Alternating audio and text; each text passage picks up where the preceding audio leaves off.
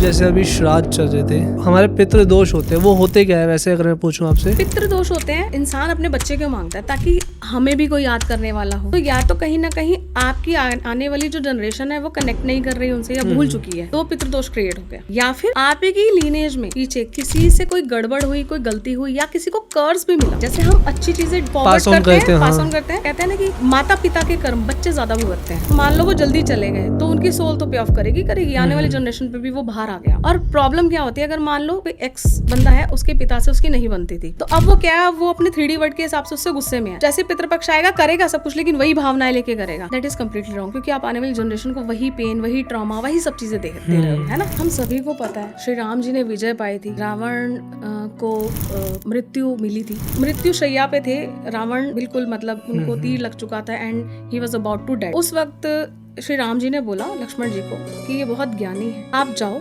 और उनके पास जाके कुछ ज्ञान लेकर के आओ। वो गए और जाके फिर वापस आ गए। उन्होंने कहा क्या हुआ? कहते वो तो कुछ बता ही नहीं रहे। कहते तुम कहाँ खड़े थे? उन्होंने बोला मैं तो उनके सर की साइड खड़ा था। कहते कभी भी किसी से ज्ञान लेना होता है तो आपको चरणों में खड़ा होना पड़े। उन्हें समझ ही नहीं आ रहा, तो उन्हें लगता है हम तो सब कुछ एफर्ट कर रहे हैं, हम तो अच्छे से परफॉर्म भी कर रहे हैं, हम तो किसी का बुरा नहीं करते। ये बहुत ज्यादा लोग बोलते हैं ना कि यार मैंने तो किसी के साथ बुरा नहीं किया, फिर मेरे साथ ईश्वर ऐसे क्यों कर रहे हैं? आप समझो वो ईश्वर नहीं कर रहे। I had a conversation with one of my friends and he was telling me लोग एंटिटीज का यूज करते हैं, स्पिरिट्स का यूज करते हैं अपना काम निकलवाने के लिए। एग्जॉर्शन बोल सकते हो आप इसको, जबरदस्ती किसी स्पिरिट को अपनी स्पेसिफिक चीज मैनिफेस्ट कराने के लिए यूज करना। एग्जॉर्शन के थ्रू आप किसी भी स्पिरिट से कोई काम करा सकते हो। और इट्स नॉट ओनली स्पिरिट्स, पता नहीं मुझे यहाँ बात करनी चाहिए नहीं करनी चाहिए, बट डिमंस भी होते हैं जिनको आप एग्जॉर्शन के थ्रू अपने काम, मैनिफेस्टेशंस, चीजें सब कुछ करा सकते हो। इसका एग्जांपल हम शायद हनी सिंह के केस में ले सकते हैं, क्योंकि उसने बताया था ये बात कि कहता है एक टाइम पे मैंने डीमंस को इतना पूजा था कि मेरा